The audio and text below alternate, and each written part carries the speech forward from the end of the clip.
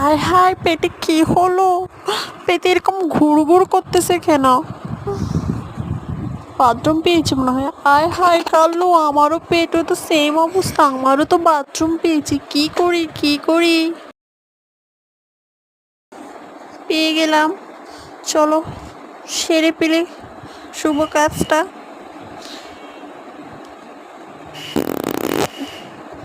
কিরে কাল্লু, তুই এটা কি করলি?